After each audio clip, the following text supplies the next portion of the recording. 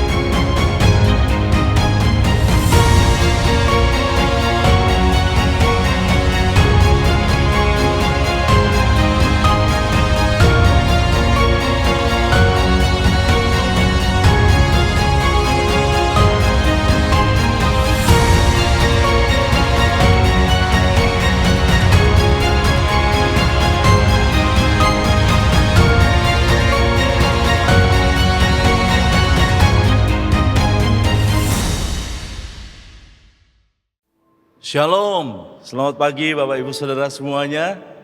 Bagaimana keadaan hari ini? Luar biasa, amin. Dan karena luar biasanya Tuhan atas hidup kita memberikan kemurahannya bagi kita, saya undang untuk kita berdiri bersama-sama dan berikan salam satu dengan yang lainnya. Engkau luar biasa pagi hari ini. Tetap maju tak gentar ya. Puji nama Tuhan, haleluya. Mari kita berikan tepuk tangan bagi kemuliaan Tuhan. Terima kasih Tuhan, Engkau sungguh luar biasa bagi kami. Engkau luar biasa bagi kami Tuhan. Terima kasih. Sebelum kita mulai ibadah, saya akan bacakan dan kita akan membaca dalam firman Tuhan yang terambil dalam Mazmur 117 ayat yang pertama dan kedua. Kita baca bersama-sama Bapak Ibu ya. 3, 2, 1. Pujilah Tuhan, hai segala bangsa, megahkanlah Dia, hai segala suku bangsa, sebab kasih-Nya hebat atas kita dan kesetiaan Tuhan untuk selama-lamanya. Haleluya, haleluya. Tepuk tangan yang meriah bagi Tuhan Yesus Kristus. Haleluya. Terima kasih Bapa, kami ucap syukur, kami menapaki di bulan yang terakhir dalam tahun ini Tuhan. Sungguh luar biasa Tuhan, Engkau memberikan kemurahan demi kemurahan. Kebaikan-Mu atas kami tidak pernah terhitung. Terima kasih Bapa, Engkau yang setia, Engkau yang mulia. Terpujilah nama-Mu Tuhan, kekal untuk selama-lamanya. Dalam nama Tuhan Yesus, amin, amin, dan amin. Haleluya.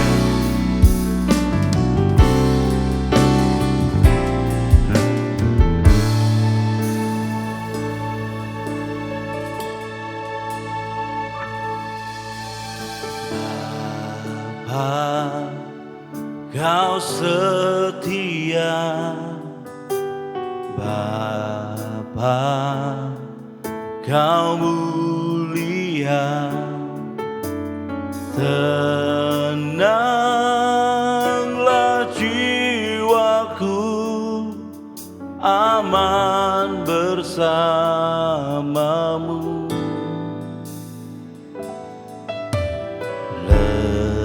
Lebih dari harta, Kaulah segalanya. Tenanglah jiwaku dalam hadirat-Mu. Kau tunjukkan kasih setiamu. Kau menyediakan yang ku perlu. Kau setia, Kau mulia, dulu, sekarang, dan selamanya. Kau tunjukkan kasih setiamu. Kau menyediakan yang ku perlu. Kau setia, Kau mulia, Bapa, Kau setia. Terima kasih Bapa. Terima kasih Tuhan. Bapa, Kau setia.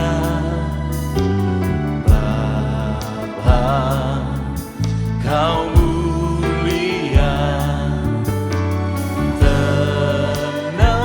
Tenanglah jiwaku, aman bersamamu.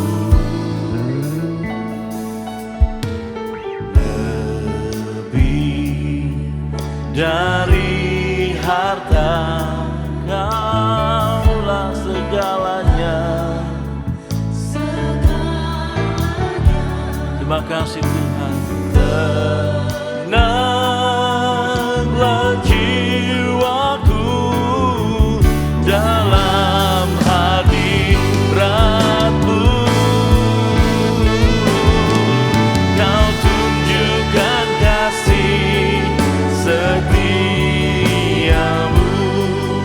Kau menyediakan yang ku perlu. Kau setia, Kau mulia, dulu, sekarang, dan selamanya. Kau tunjukkan kasih setiamu. Kau menyediakan yang ku perlu. Kau setia, Kau mulia, Bapa, Kau setia.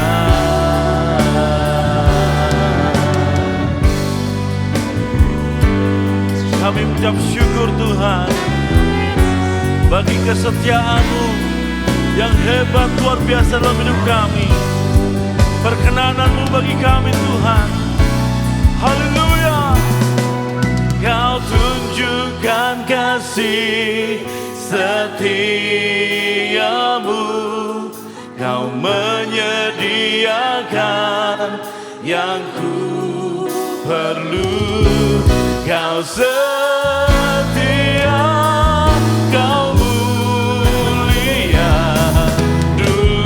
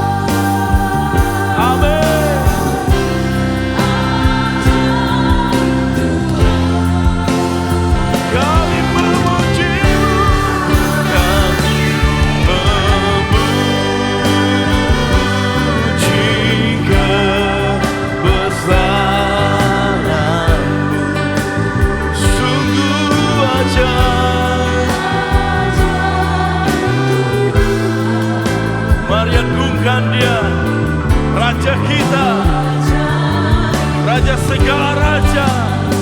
Haleluya. Kami memuji kebesaran-Mu. Ajaib Tuhan. Ajaib Tuhan. Mari warga kerajaannya. Kami memuji,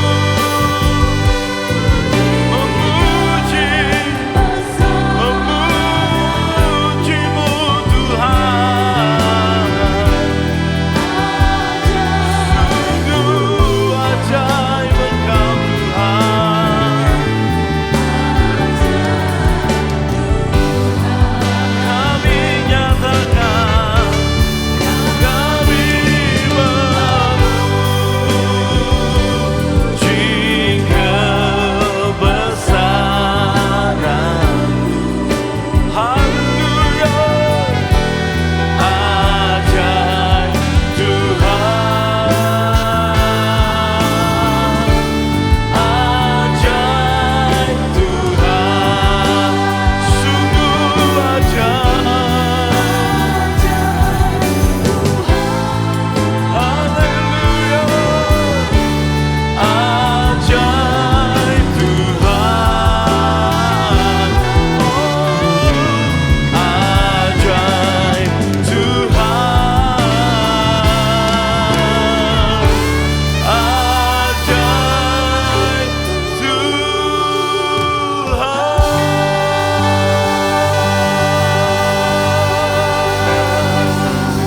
Haleluya.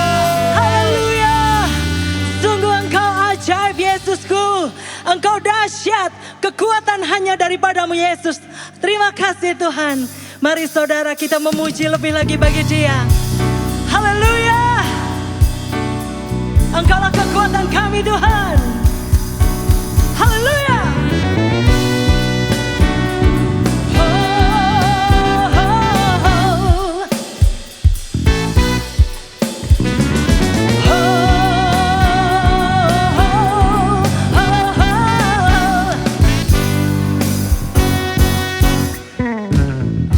Meskipun musuh di depanku, rintangan menghadang langkahku, ku tahu sungguh Engkau bersamaku.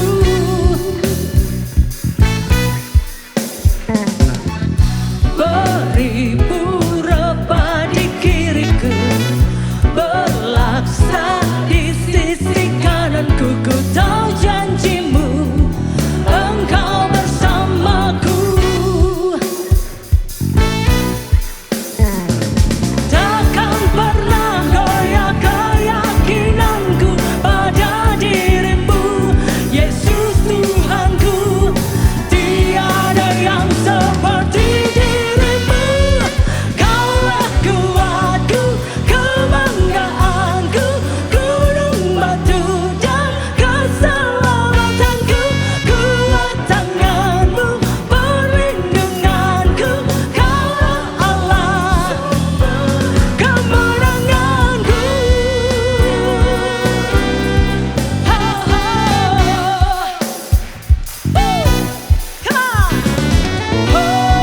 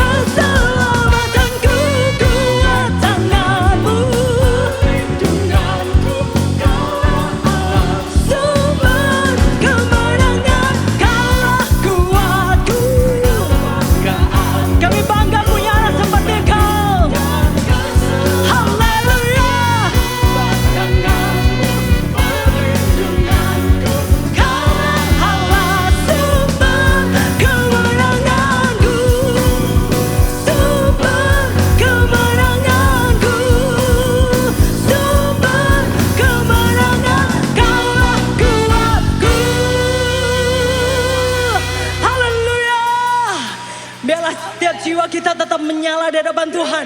Bersiap di dalam Yesus Raja. Haleluya.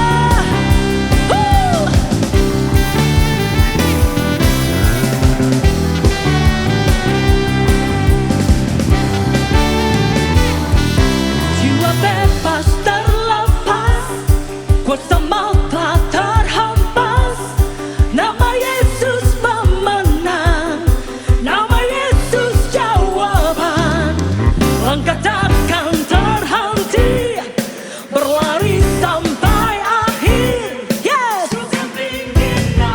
Mari serukan. Roh Kudus membakar setiap kami. Haleluya.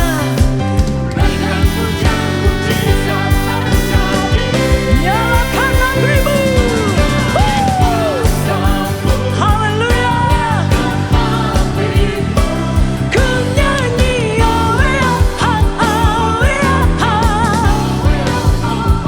tercurah kuasa-Mu, nyalakan apimu. Ku nyanyi oh ya, keajaiban terjadi. Boleh tepuk tangan di atas kepala. Haleluya. Kami merayakan kemenangan dalam Engkau Tuhan. Langkah takkan berhenti, berlari sampai akhir. Serukan tinggi namanya, serukan ajaib namanya. Roh Kudus membakar setiap kami.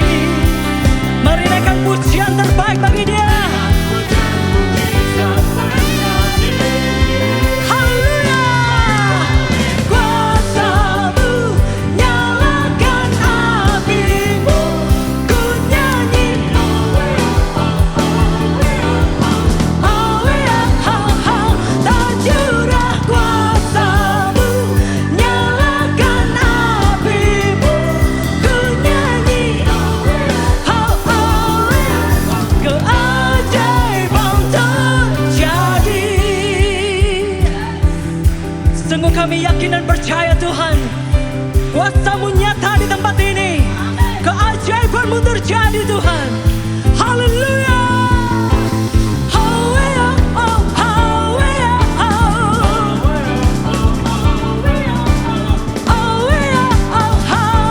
ya, haleluya.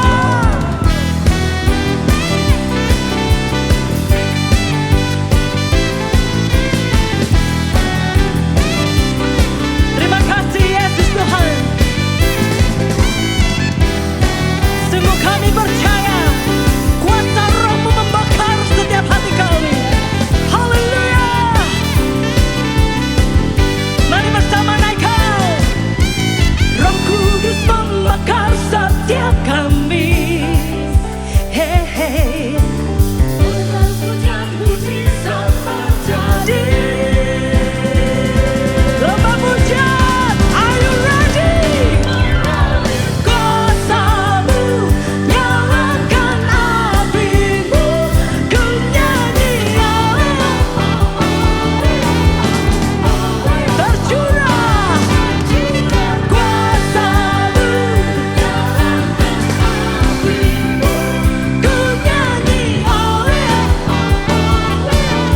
keajaiban terjadi.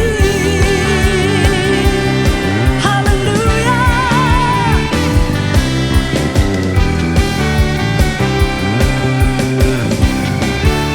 Kami bersorak-sorai bagi nama Yesus Raja. Haleluya, haleluya, haleluya. Silakan duduk kembali saudara.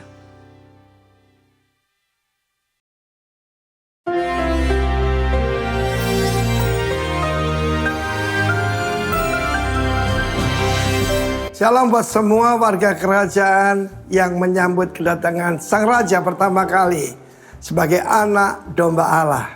Anak domba Paskah kita, Kristus yang telah dipersembahkan. Bahkan sebelum dunia dijadikan, sudah direncanakan. Nah saudara yang kasih Tuhan, saya melayani Tuhan 46 tahun. It means paling sedikit saya membaca Alkitab 40 kali ya, paling sedikit. Atau merayakan Natal sudah tak terhitung. Tetapi pada waktu saya membaca kembali narasi dalam Lukas pasal kedua, ketika gembala-gembala sederhana, marketplace ini, gembala-gembala sederhana, mereka bukan tokoh utama. Mereka cuma menjaga domba-domba yang dipersiapkan buat korban di bait Allah. Tetapi Tuhan itu tidak melihat pangkat. Tuhan memilih yang paling rendah untuk ditinggikan. Seperti nyanyian Maria yang saya ajarkan minggu yang lalu. Tetapi yang menarik di dalam Lukas pasal yang kedua, ayat yang 16, and they came with haste and found Mary. Sebelumnya dikatakan begini, mari kita melihat perkara ini. Perkara ini di dalam bahasa aslinya menarik sekali, saya baru lihat. Rema. Marilah kita melihat rema ini yang dinyatakan pada kami. Rema apa? Ini disampaikan oleh malaikat, tetapi juga Sang Logos dan Sang Rema. Saya percaya ada orang tidak membedakan antara Logos dan Rema, tapi dikatakan pakai iman datang oleh Rema akan firman Allah. Yesus adalah Sang Logos itu dan Sang Rema. Mereka mendapatkan pewahyuan bahwa yang datang ini adalah the Lord God Adonai, the Lord Yahweh. Dan seorang deliverer, seorang juru selamat. Saya kaget melihat itu. Kenapa disembunyikan ya?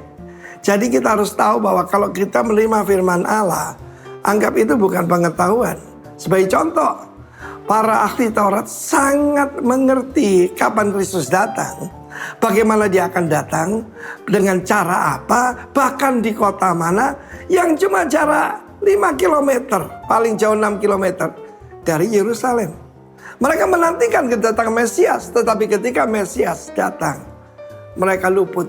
Kalau itu saudaraku, hari ini saya mau sampaikan, ketahuilah bahwa this is not just a jingle bell atau mommy kissing Santa Claus, but it's about Rema.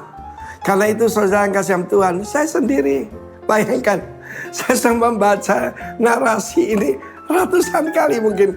Karena seperti contoh kalau perayaan Natal, hampir satu hari satu kota. Bayangkan, semuanya merayakan Natal. Tetapi saya melihat di sini, marilah kita melihat rema ini betul-betul ada. Dan akibatnya, akibat orang menerima rema, firman Allah berkata, mereka sangat bersuka cita dan kembali sambil bersorak-sorai. Para gembala yang sederhana, kepala keluarga, atau hamba-hamba Tuhan, atau siapapun Anda, kecil maupun besar, let us rejoice for this not only holiday season, but kingly season. Karena kita akan merayakan yang kedua. Kalau yang pertama digenapi sampai titik komanya, ratusan nubuatan sudah digenapi. Juga yang kedua lebih banyak lagi nubuatan. Dan kalau kita melihat sebentar lagi perang Gog Magog, kita akan melihat God versus Gog. Tentu saja Tuhan yang menang. Tuhan memberkati kita. Selamat menantikan kedatangan Tuhan. Belajar seperti gembala. Mencari bahwa rema itu benar-benar ada. Tuhan Yesus tidak berubah kemarin, hari ini, dan selama-lamanya. Amin. Terimalah iman karena pendengaran akan rema Kristus. In Jesus name. Amin. Shalom warga kerajaan.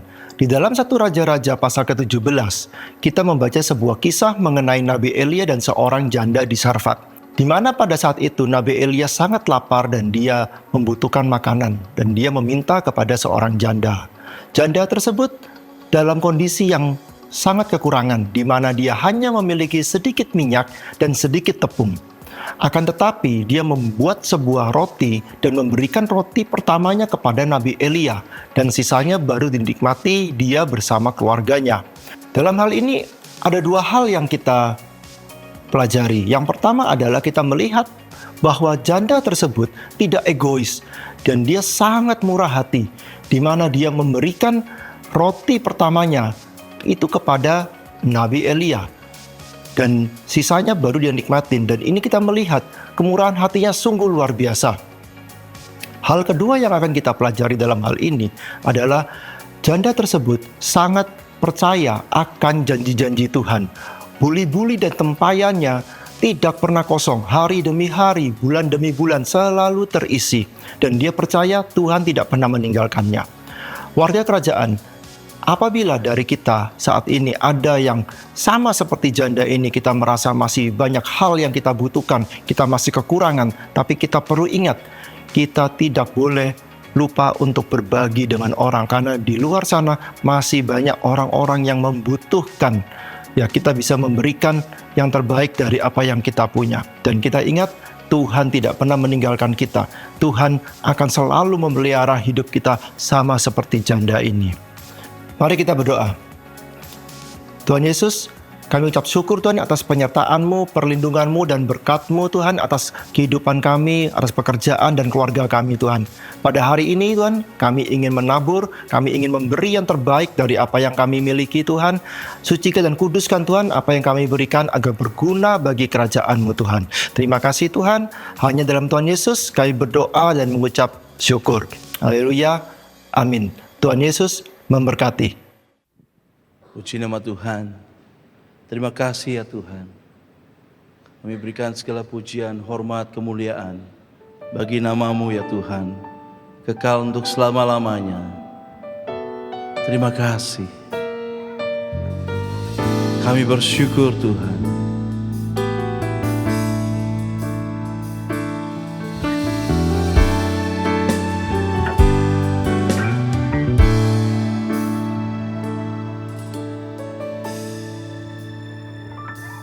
Lidiki aku, lihat hatiku, apakah ku sungguh mengasihi-Mu, Yesus. Kau yang Maha Tahu dan menilai hidupku, tak ada yang tersembunyi bagi-Mu. Selidiki aku, lihat hatiku, apakah ku sungguh mengasihi-Mu, Yesus.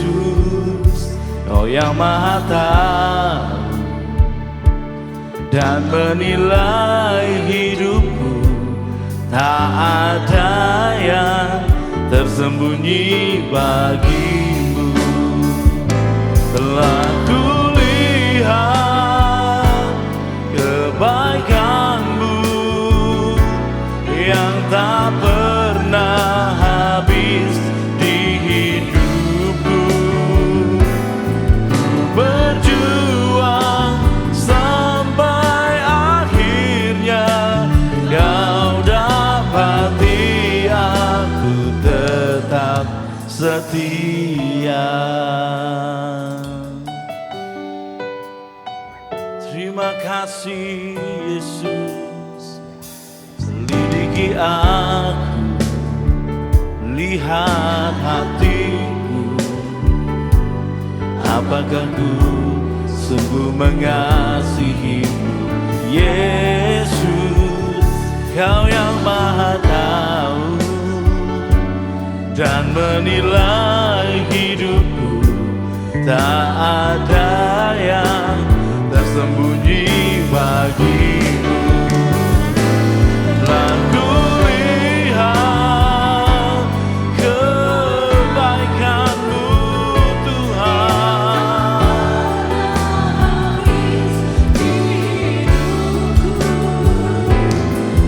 berjuang sampai akhirnya Kau dapati aku tetap setia.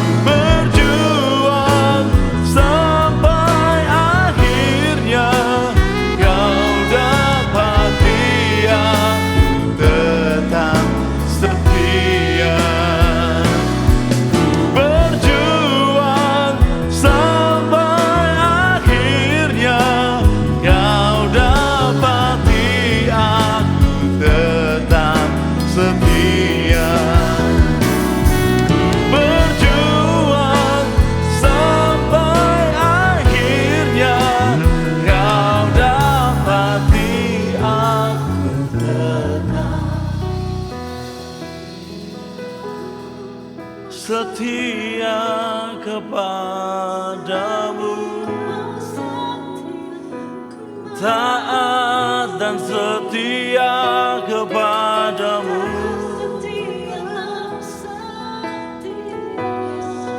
sampai akhir hidupku. Oh Tuhan, terima kasih buat kebaikan-Mu yang ku terima sampai hari ini. Kami nikmati kemurahan-Mu,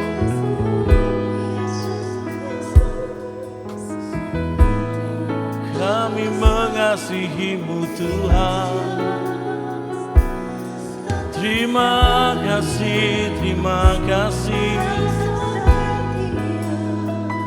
Haleluya.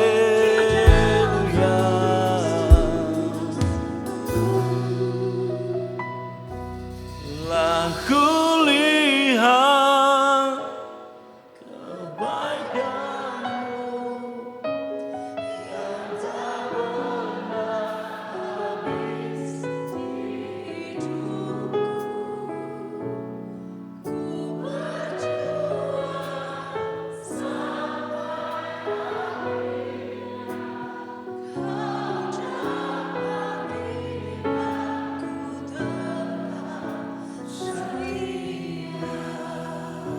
Telah kulihat kebaikan-Mu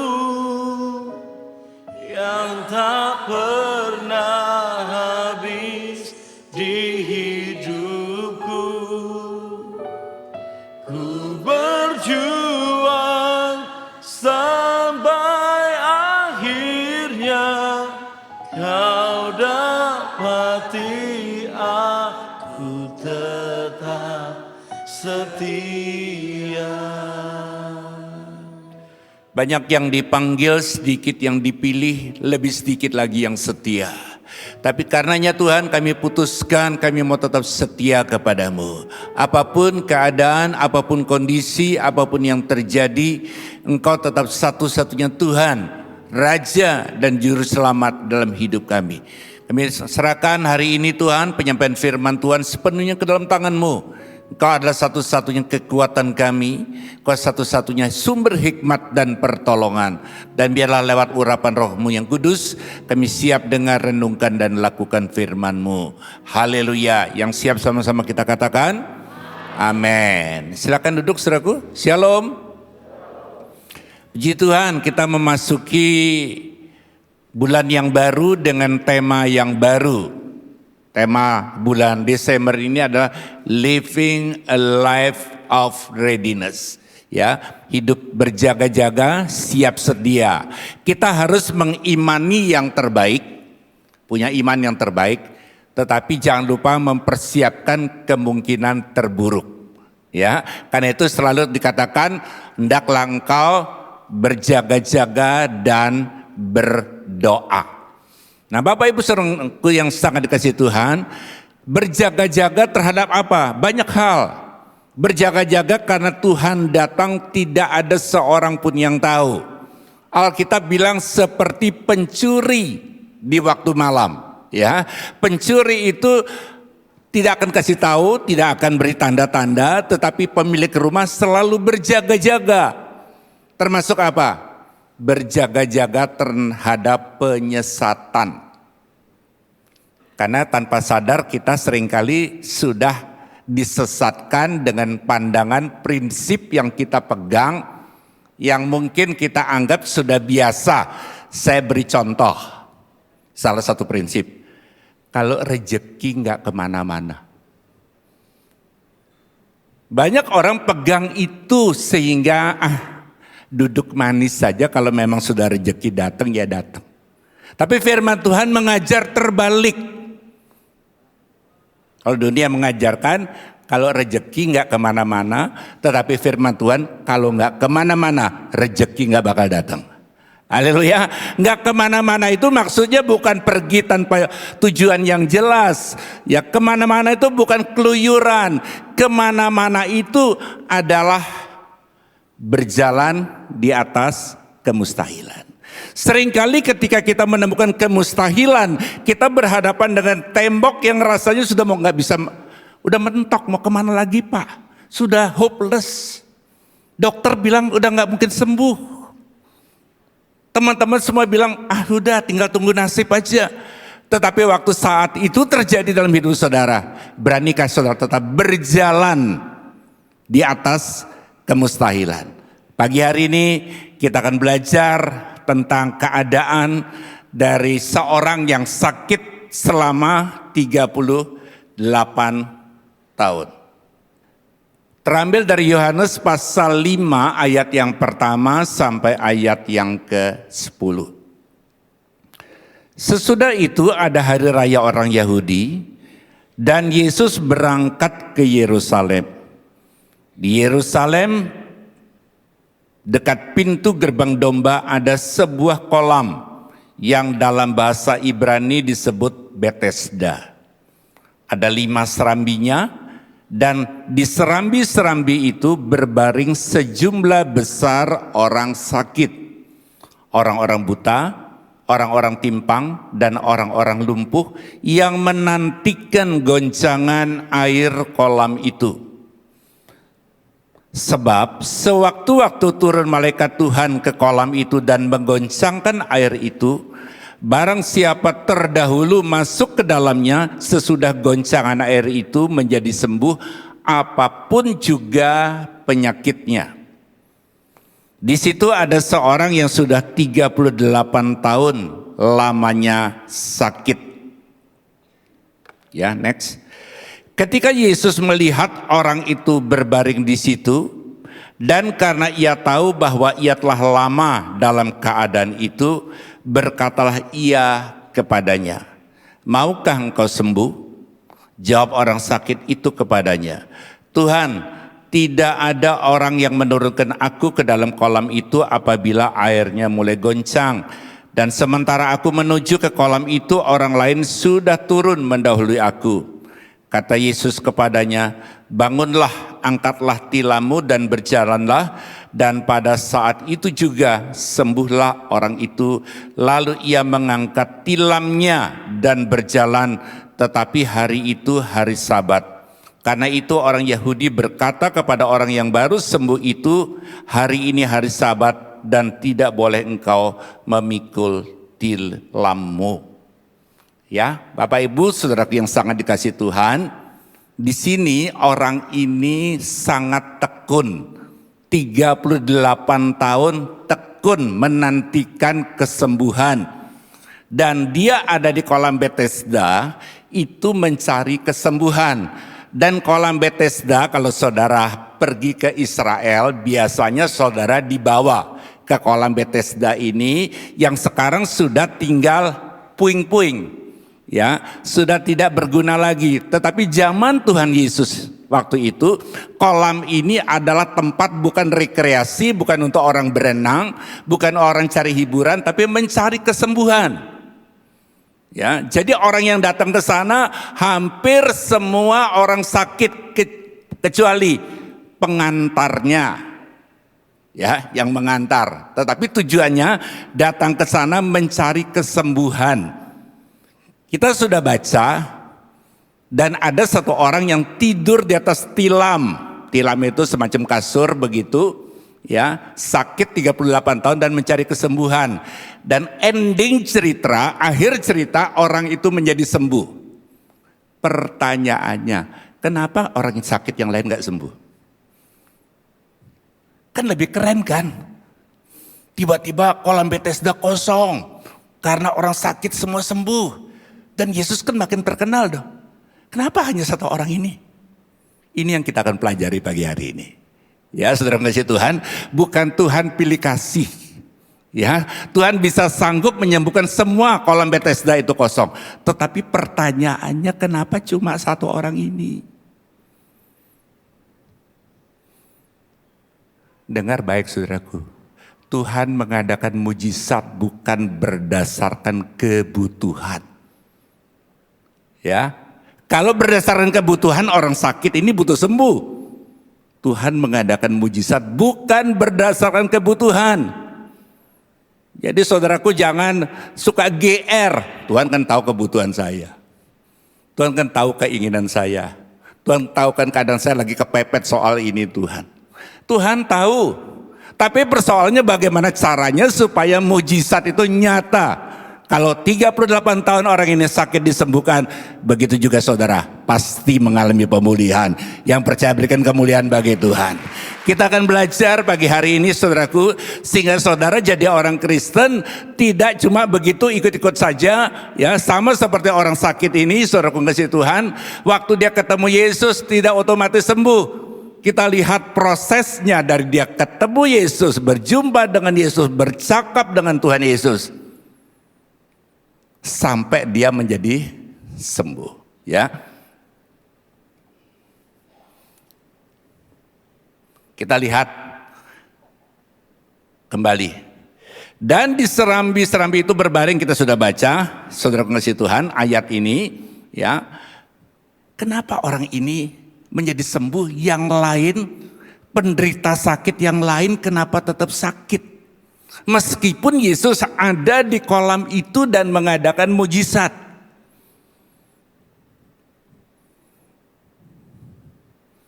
Dengar baik saudara. Orang-orang lain kenapa tidak mengalami kesembuhan? Karena mereka mengharapkan kesembuhan dari goncangan air kolam Bethesda. Sementara orang yang sembuh ini tadinya betul dia mengharapkan goncangan air kolam Bethesda, tetapi waktu dia kenal Yesus, waktu berjumpa dengan Yesus, pengharapannya dia ubah dari kepada kolam menjadi kepada Yesus. Jadi hari ini saudara mengasihi Tuhan, sumber pengharapan saudara apakah berfokus kepada Yesus ataukah menantikan pertolongan orang lain? Seringkali waktu saudara dalam keadaan kepepet, terdesak, terjepit, yang kita hubungin orang-orang, kita berharap orang itu bisa bantu kita.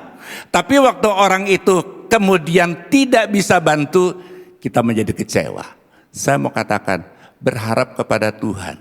Tuhan sanggup gerakkan orang yang termasuk orang yang tidak saudara kenal untuk tolong saudara.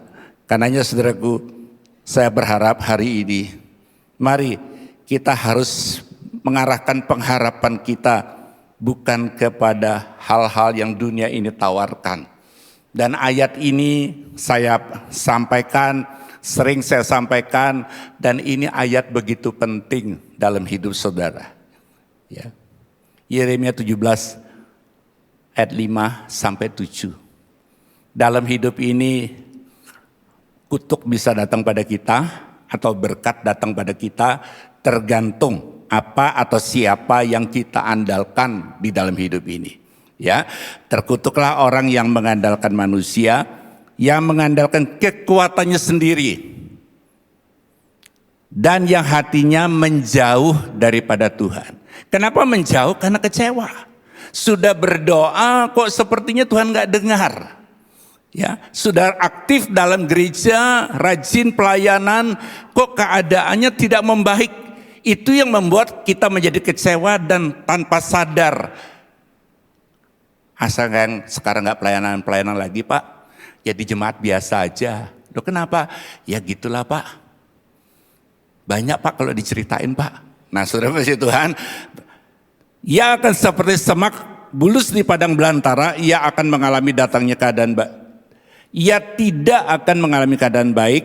Ia akan tinggal di tanah angus, di padang gurun, di negeri padang asin yang tidak berpenduduk. Itu kalau orang yang dikutuk, tetapi orang diberkati. Diberkatilah orang yang mengandalkan Tuhan, yang menaruh harapannya pada Tuhan. Jadi kenapa orang 38 tahun sakit ini menjadi sembuh? Karena dia mengubah pengharapan yang tadinya awalnya kepada Bethesda menjadi kepada Yesus. Kita lihat sekarang step-stepnya saudaraku, ya langkahnya. Ini seru saudaraku. ayat 6-nya. Tadi ayat 5 karena ayat 6. Ketika Yesus melihat orang itu berbaring di situ, dan karena ia tahu bahwa ia telah lama dalam keadaan seperti itu, berkatalah ia kepadanya, maukah engkau sembuh?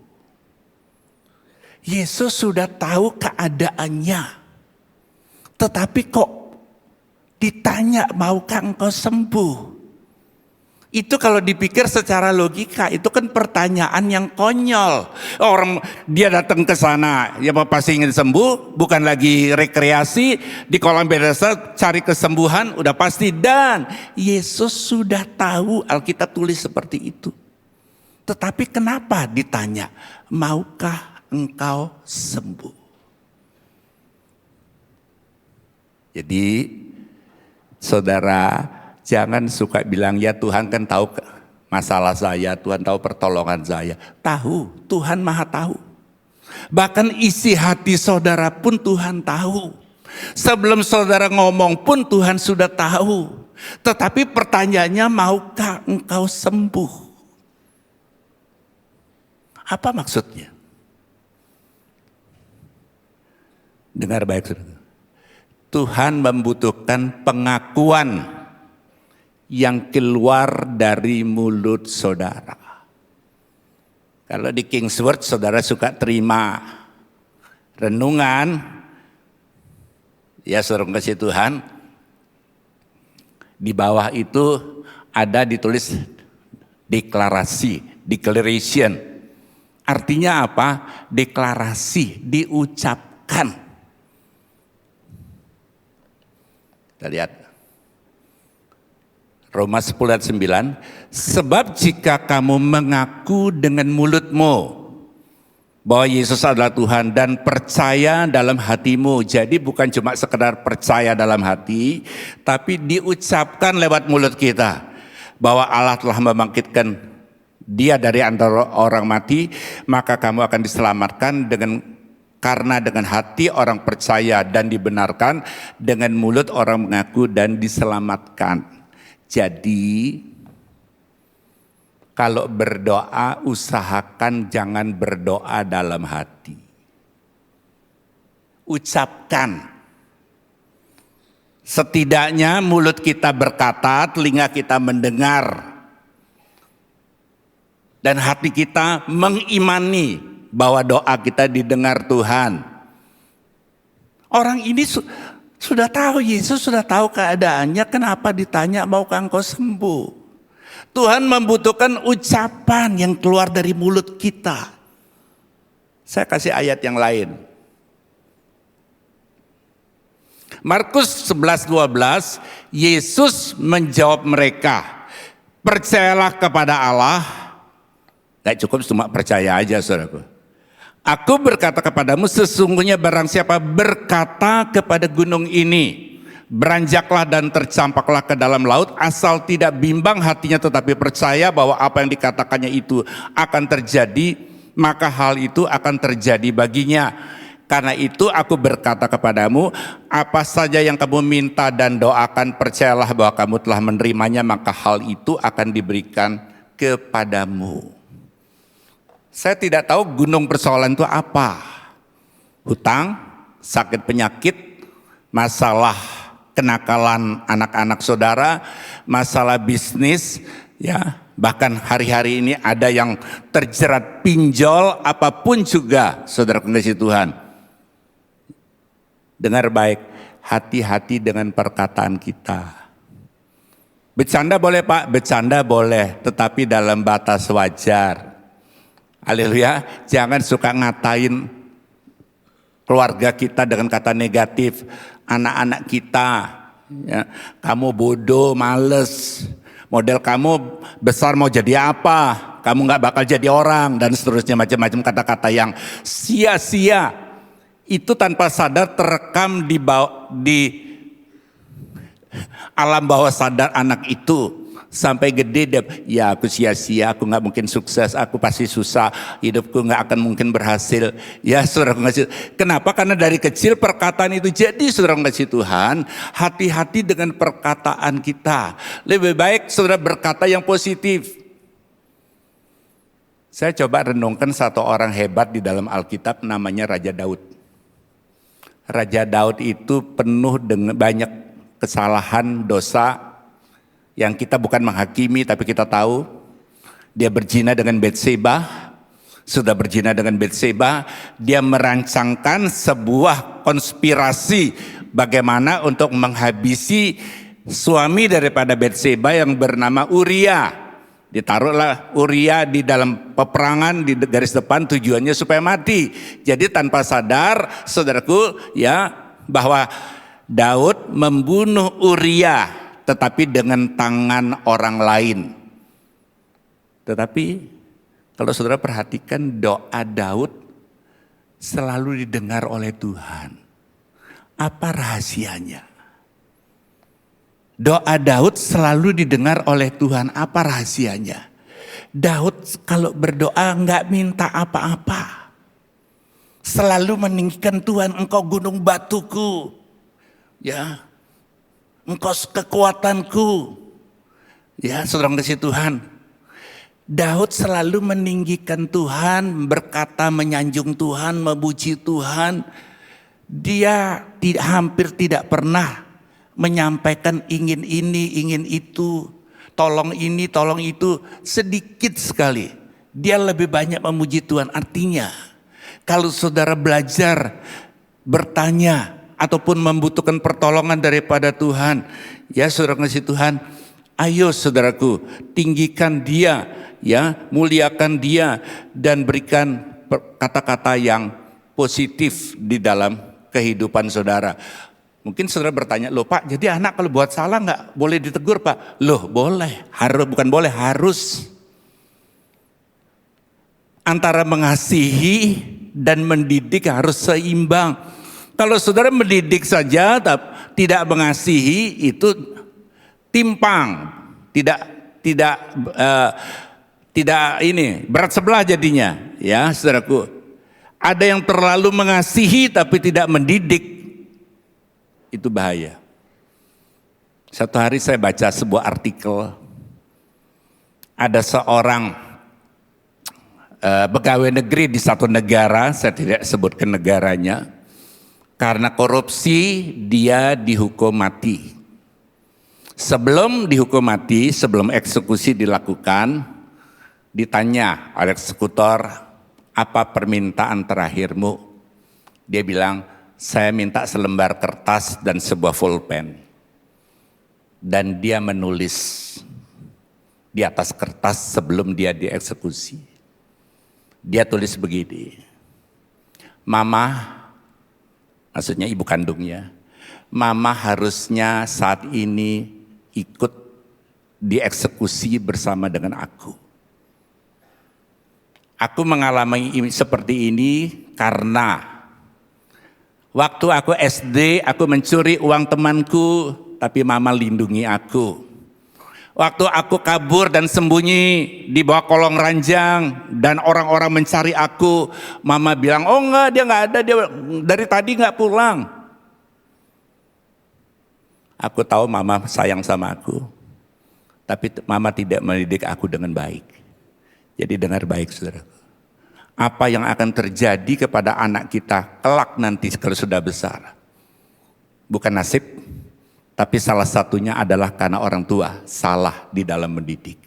Karena itu saudara kasih Tuhan, gunakan mulut kita. Waktu dipuji ya puji, waktu dia salah ya tegur. Ya, saya percaya saudara kasih Tuhan, hari depan kita, termasuk anak-anak kita, adalah hari depan yang penuh pengharapan. Haleluya saudaraku. Ya, mari saudara kasih Tuhan, belajar untuk kita selalu merenung.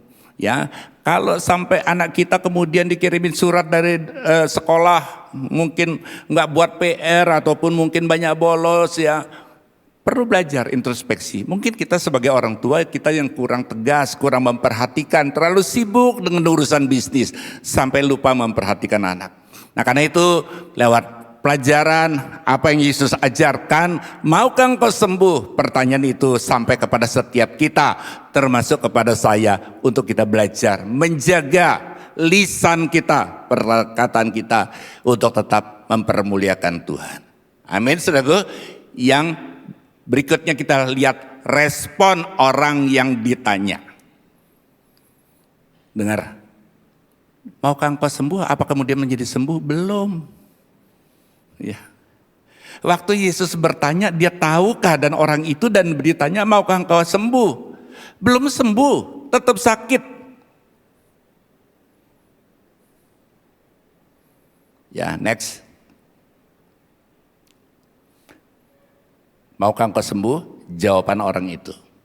Jawab orang sakit itu kepadanya, Tuhan. Ya, perhatikan. Ini yang saya bilang, meskipun orang sakit ini belum kenal siapa itu Yesus, tapi dia tahu bahwa itu dia adalah Tuhan. Sehingga pengharapannya tidak lagi kepada Bethesda. Bethesda itu bahasa Indonesianya adalah rumah roti. Ya, saudaraku. Sumber pertolongan, ya. Tidak ada orang yang menurunkan aku ke dalam kolam itu apabila airnya mulai goncang. Ini loh, saudaraku. Kenapa kesembuhan belum terjadi? Pertanyaan Tuhan sudah jelas, maukah engkau sembuh?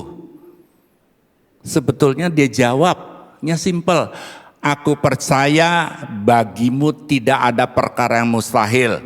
Mujizat tetap nyata, aku pasti sembuh. Sebetulnya kan simpel. Tapi jawaban orang ini adalah tidak ada orang yang menurunkan aku ke dalam kolam. Jadi pelajaran ketiga, saudara kasih Tuhan, adalah waktu saudara punya problem, jangan menyalahkan orang lain dan keadaan sehingga itu alasan saudara gagal, saudara terjepit, saudara mengalami masalah, mungkin saudara mengalami kebangkrutan, mungkin saudara mengalami kesulitan, itu gara-gara dia. Bapak Ibu saudara kasih Tuhan, seringkali dalam hidup ini waktu saudara ketemu masalah, kita harusnya hidup dalam kebenaran, tetapi kita hidup dalam pembenaran. Aku keadaannya gini itu gara-gara dia, Pak. Tapi pagi hari ini, saudara perlu sadar, itu tidak merubah keadaan. Itu justru menunda mujizat Tuhan datang dalam hidup saudara. Itu justru yang menghambat pertolongan Tuhan nyata dalam hidup saudara. Selama saudara pandai berdalih dan mencari alasan, itu sumber penghambat mujizat di dalam hidup kita. Ya, saudaraku, kan Tuhan sudah jelas, maukah engkau sembuh? Sudah ketemu muka dengan muka, face to face dengan Yesus sendiri, bukan lewat doa, tapi lewat percakapan secara pribadi, itu pun juga belum sembuh. Kenapa? Karena orang ini lebih banyak sibuk mencari pembenaran, mencari alasan. Saudara kasih Tuhan, seringkali penghambat itu adalah karena kita suka lari dari tanggung jawab dan menyalahkan orang lain. Dan mari saudaraku ubah kebiasaan ini, ya saudaraku, cari alasan pada diri kita, introspeksi, dan belajar untuk berdamai dengan diri sendiri. Orang yang berdamai dengan diri sendiri itu melakukan apa yang menjadi perintah Tuhan adalah dilakukan dengan ikhlas. Maukah saudara menjadi orang yang disayang Tuhan? Orang disayang Tuhan bukan pandai khotbah, bukan aktif dalam gereja, dalam pelayanan, bukan memberinya terbanyak. Orang yang disayang Tuhan itu adalah orang yang mendengar firman Tuhan dan melakukannya. Dan orang seperti itu dikatakan seperti orang membangun bangunan di atas dasar batu. Bukan gak ada masalah, Alkitab bilang ada banjir, ada hujan, ada angin, tetapi bangunan itu tidak roboh. Kenapa? Karena didirikan di atas dasar batu. Maksudnya apa? Adalah orang yang mendengar firman Tuhan dan melakukan. Dia gak perlu dulu sekolah sampai ngerti atau baca satu Alkitab full. Tahu satu ayat lakukan. Tahu satu ayat lakukan. Kalau gagal, coba lakukan lagi. Kalau gagal, coba lakukan lagi. Dan berani belajar untuk introspeksi ke dalam hidup saudara. Jadi kalau hari ini saudara sedang berada seperti dalam sebuah lorong gelap. Saudara berjalan. Rasanya nggak jelas ya. Kapan berakhirnya lorong ini? Kapan berakhirnya masalah yang sedang saya hadapi? Kapan berakhirnya problem yang sedang saya gumuli? Dalam keadaan seperti itu sadari. Supaya saudara sadar untuk boleh melihat kepada Tuhan. Saya teringat sebuah cerita orang yang suka pelihara ikan arwana. Ikan arwana itu yang bagus katanya kalau matanya itu melihat ke atas. Saya nggak ahli, itu katanya. Ya. Lalu satu hari dia dapati ikan yang dia baru beli dengan harga murah. Kenapa murah? Karena ikan itu matanya melihatnya ke bawah. Jadi orang pemiliknya dijual murah, dibelilah. Dan dia membuat eksperimen dan disiapkan sebuah tempayan, ya saudaraku, tempayan tanah itu. Ya, kemudian ikan diisi air dan ikannya dimasukkan ke sana. Kenapa? Karena kan tempatnya sempit, sekelilingnya gelap. Ya, mau lihat kemana? Sekelilingnya kan dinding tempayan itu gelap. Jadi tidak ada jalan lain matanya itu untuk selalu melihat ke atas. Karena di atas ada sinar, ada sesuatu yang berbeda. Nah begitu juga hidup kita. Seringkali hidup kita Tuhan izinkan keadaan terjepit, keadaan sempit. Rasanya gak bisa buat apa-apa supaya kita sadar bahwa ke atas sumber pertolongan Tuhan selalu ada dalam hidup kita. Haleluya saudaraku, Tuhan tidak pernah merencanakan yang buruk. Untuk apa dia menciptakan manusia? Tujuannya nanti, ini tak kasih nasib jelek, yang ini nasibnya bagus, yang itu agak jelek. Kalau yang itu enggak, Tuhan menciptakan semua kita itu dalam keadaan sungguh amat baik, kata Alkitab. Bahkan dia menenun setiap bagian daripada tubuh kita. Tetapi dalam perjalanan hidup ada banyak hal yang Tuhan izinkan terjadi. Apakah sakit, apakah keadaan ekonomi, apakah rumah tangga, untuk kita belajar bahwa di dalam Tuhan selalu ada jalan keluar. Ya, jadi jangan suka salahkan keadaan atau orang lain. Kita baca lebih lanjut. Ini masih alasan. Ayat 7b. Dan sementara aku menuju kolam itu, orang lain sudah turun mendahului aku. Saudaraku, sepanjang kita selalu mencari alasan, kita tidak akan pernah melihat pemulihan di dalam kehidupan kita. Ya saudaraku, banyak kali kita menyalahkan kondisi. Ya Pak, saya ya habis gimana Pak, saya kan lahir dari keluarga orang sederhana Pak, beda sama teman saya Pak, dia kan lahir dari keluarga kaya Pak. Ya Pak, saya kan memang orang tua nggak mampu Pak, sekolah saya kan nggak tinggi Pak, beda dengan dia Pak. Nah saudara pun kasih Tuhan, setiap saudara selalu melihat kondisi keterbatasan dan ketidakmampuan diri saudara, itu yang membuat kita sulit untuk maju.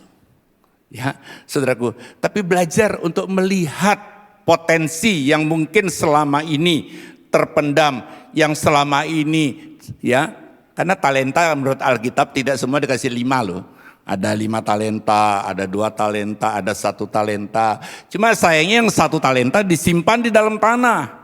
Ya mestinya saudaraku dikembangkan. Makanya kalau saudara sedang menghadapi persoalan, ayo Alkitab bilang juga, siapa senantiasa memperhatikan angin tidak akan menabur. Wah sayang ini, benih mau ditabur ini lagi angin. Ya kan terserak kemana-mana, nanti aja tunggu angin reda. Bapak Ibu saudara kasih Tuhan, ketika hujan tiba, ketika hujan lebat datang, jangan menunggu hujan itu reda, tapi usahakan bagaimana saudara bisa tetap berjalan melewati hujan yang lebat itu. Ya ini cuma ilustrasi saja, artinya jangan menunggu keadaan baik-baik saja, karena Alkitab bilang hari-hari terakhir keadaan makin sulit. Ya saudaraku, ya bahkan di kitab Wahyu dikatakan secupak gandum sedinar. Jadi apa-apa serba mahal, serba sulit. Ya saudaraku kasih Tuhan, Tetapi kalau orang menggali potensinya dan dia mulai berani melakukan, berani melangkah di atas kemustahilan, percayalah Tuhan yang akan memampukan. Waktu saudara langkah pertama ini yang berat. Saudara mau buka usaha atau mau apa, langkah pertamanya yang berat. Ya. Karena kebanyakan kita overthinking. Nanti kalau nggak laku gimana Pak? Lalu gimana Pak? Lalu nanti setelah itu misalnya Pak sudah buka Pak, lalu laris Pak. Lalu saya mau gaji karyawan masih takut Pak. Ya berapa gaji karyawan sekarang Pak? Nanti kalau saya sendiri gimana Pak? Nanti kalau sakit gimana Pak? Itu langkah pertama loh saudaraku. Jadi kalau saudara tidak berani melangkah pertama karena hidup ini berisiko. Ya, saudara hidup ini berisiko. Jadi Alkitab sudah bilang, dan siapa senantiasa melihat awan tidak akan menuai. Wah ini awan, sebentar lagi hujan. Ya, gimana kalau sudah dipotong, sudah dituai gandumnya, lalu kena hujan, rusak dong, dan seterusnya dan seterusnya. Yang kelima,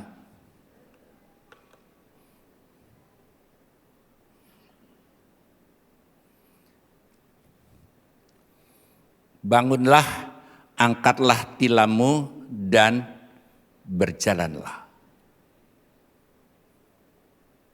Waktu Yesus mengucapkan orang sakit ini masih dalam keadaan sakit.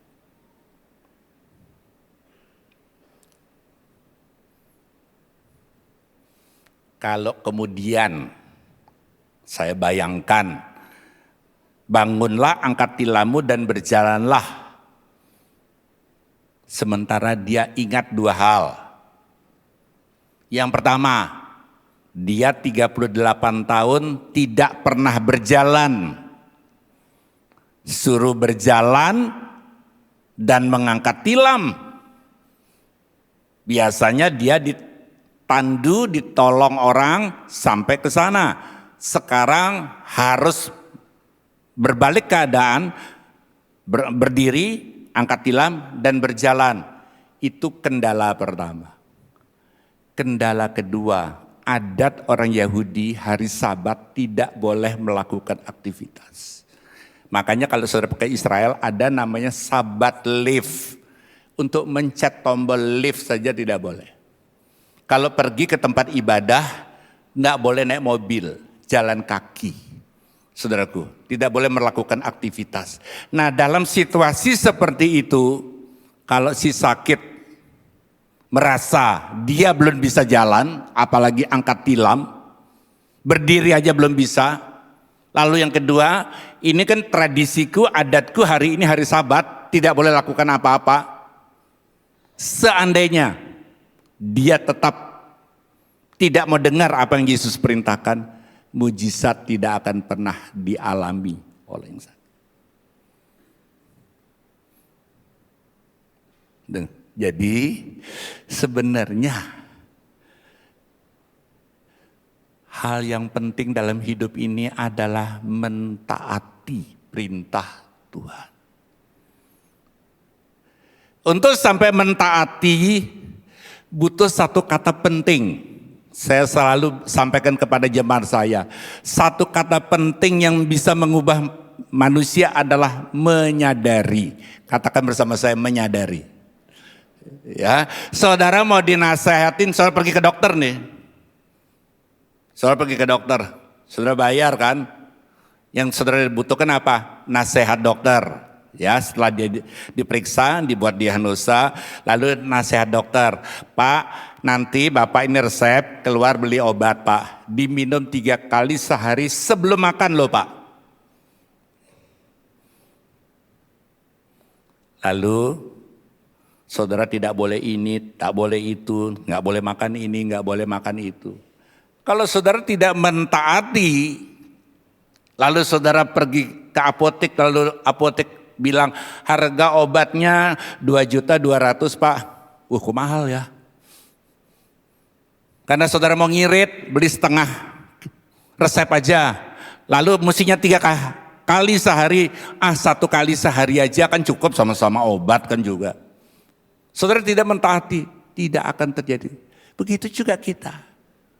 Menyadari itu satu kata penting. Kalau saudara dengar firman Tuhan setiap minggu, ya dengan berbagai-bagai pembicara di tempat ini, lalu pulang ya gitu-gitu aja, ya tanpa mengizinkan saudara menyadari firman itu menegur saudara. Lo banyak loh saudaraku, orang dengar firman Tuhan malah tersinggung, nggak mau ke gereja lagi, banyak. Ya, kalau saya berbeda, saya bertobat tahun 87 dan saya zaman itu masih ada presenter. Saya sebelum berangkat saya berdoa, Tuhan, saya ingin memperbaiki hidup saya. Biarlah lewat pembicara siapapun, saya nggak kenal pembicaranya, firman itu menegur saya. Jadi waktu saya datang ke sana, saya nggak tahu pembicaranya bakal bicara itu siapa, lalu apalagi kenal orangnya enggak. Saya coba dengerin. Dan firman Tuhan yang rasanya nembak saya bilang, terima kasih Tuhan, Engkau sudah menegur aku. Jadi kalau saudara mau berubah, bertumbuh, bertambah, firman yang negur, nemplak, nuduh saudara, justru itu firman yang saudara tangkap sebagai satu peringatan, aku harus berubah. Kalau apa? Menyadari. Orang tidak akan berubah sebelum menyadari. Mau dinasehatin anak tidak akan berubah. Mau papa sampai berbusa mulutnya nasehatin, tidak akan berubah sampai dia menyadari. Menyadari tidak harus dengan dihukum. Nanti kalau kamu gak nurut papa, bulan depan papa gak kasih uang saku. Anak dalam hatinya bisa bilang, mau gak dikasih ya gak apa-apa, aku bisa cari uang sendiri. Mungkin seperti itu. Tidak akan mengubah. Mulai bulan depan kamu gak boleh pakai mobil. Naik Grab, kunci kontak, STNK tinggal, taruh meja papa. Ada seperti itu. Merubah. Bawa sampai seseorang itu menyadari. Orang bertobat, langkahnya ada langkah-langkah pertobatan. Dimulai langkah pertama, menyadari. Sebelum sampai ke langkah menyadari, tidak mungkin orang bertobat. Tidak mungkin merubah kebiasaan, tidak mungkin berubah. Sebelum sampai kepada menyadari. Jadi saudara kasih Tuhan, kalau saudara boleh punya prinsip. Kan banyak orang, Pak saya kalau punya prinsip Pak, orang mau ngomong enggak, saya tetap. Betul boleh, tetapi kalau kepala batu terhadap firman Tuhan itu merugikan diri saudara sendiri. Yang setuju bisa katakan amin. Haleluya. Kalau saudara keras kepala, tegar tengkuk terhadap firman Tuhan, yang rugi itu bukan pembicara loh saudaraku, bukan gembala saudara, bukan saudara sendiri. Kenapa? Karena saudara tidak mengalami perubahan. Tetapi di sini saya boleh melihat ayat 9, pada saat itu juga sembuhlah orang itu. Nggak sampai di sana. Lalu ia mengangkat tilamnya. Ini melanggar aturan hari Sabat loh saudaraku. Dan berjalan. Tetapi hari itu hari Sabat. Hari Sabatnya orang di sana hari Sabtu saudaraku. Karena itu orang Yahudi berkata kepada orang yang baru sembuh itu, hari ini hari Sabat. Dan tidak boleh engkau memikul tilammu. Jadi kembali ke pertanyaan awal.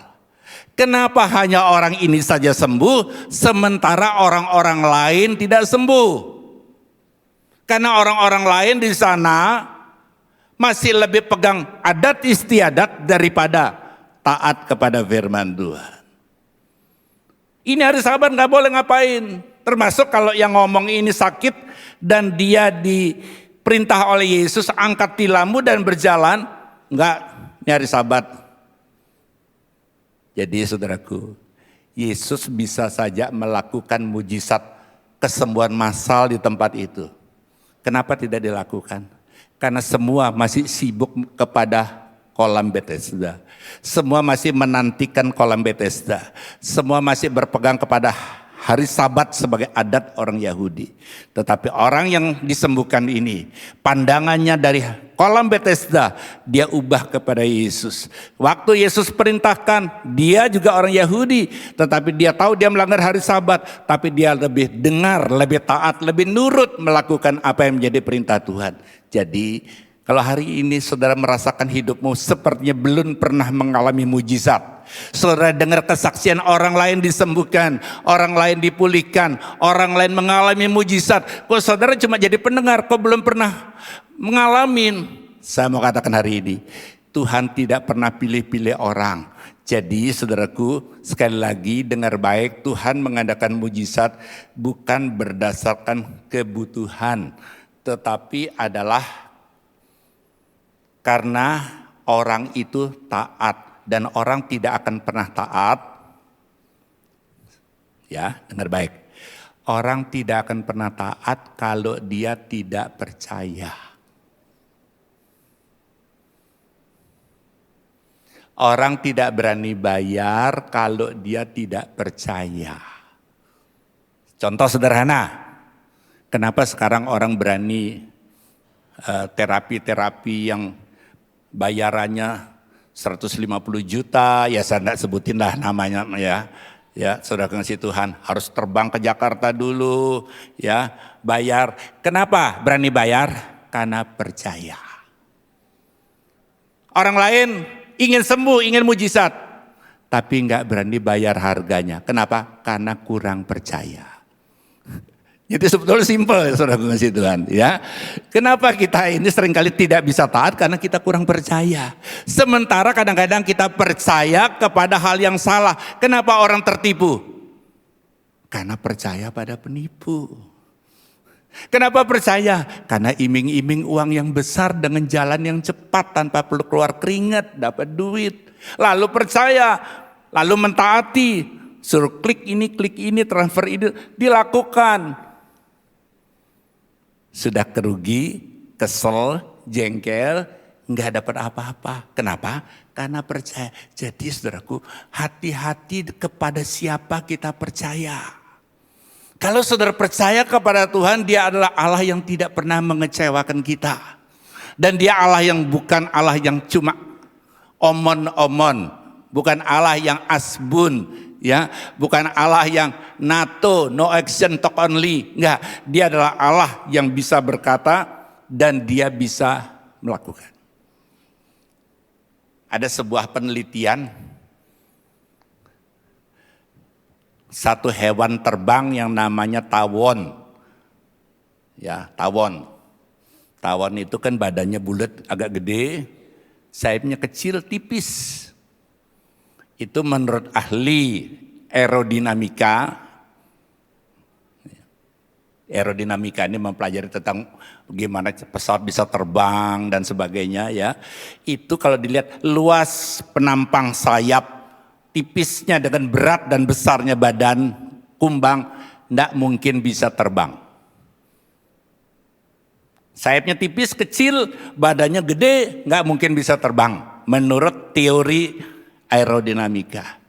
Tapi kumbang tidak dengar apa kata ahli. Kumbang tahu bahwa dia diciptakan untuk terbang. Jadi kalau saudara diciptakan untuk hidup dalam kemuliaan Tuhan, tetaplah percaya. Jangan percaya apa kata orang. Dengar firman Tuhan. Karena saudara ditentukan bukan berhasil, tetapi lebih dari pemenang. Tuhan memberkati. Ya, kita bangkit berdiri. Ya saudaraku, kita bangkit berdiri.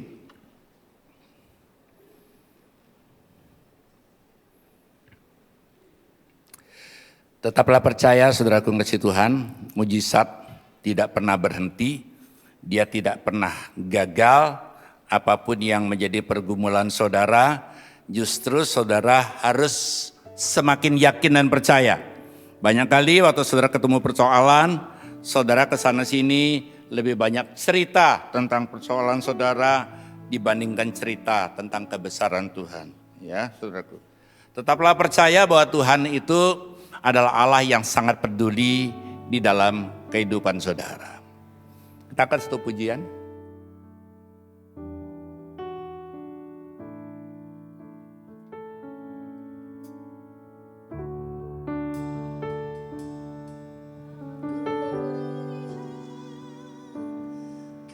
Kebaikanmu yang tak pernah habis di hidupku, ku berjuang sampai akhirnya kau dapati aku.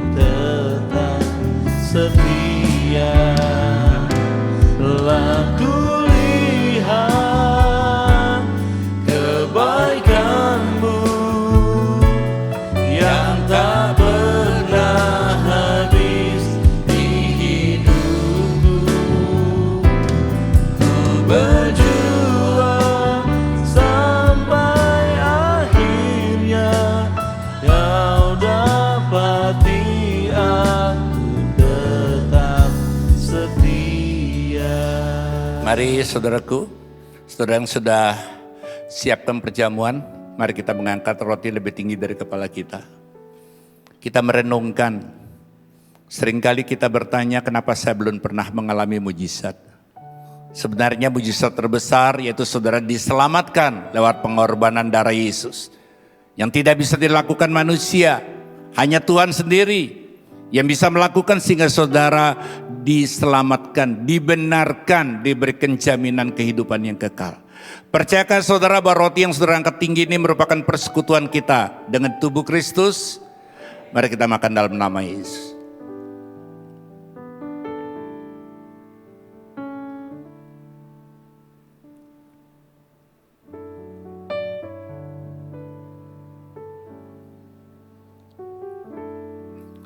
Selesai membagikan roti, Tuhan Yesus mengambil cawan yang berisi anggur dan setelah mengucap syukur atasnya dia katakan, inilah cawan perjanjian baru yang dimeteraikan oleh darahku, darah yang tertumpah bagi kamu semua. Lakukanlah ini senantiasa sebagai peringatan akan daku.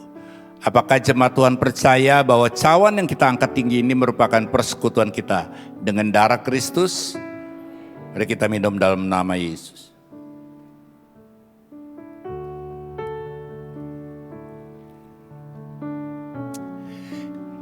Kami bersyukur Tuhan untuk kebaikan-Mu. Kasih-Mu tetap nyata, kuasa-Mu tidak pernah berubah.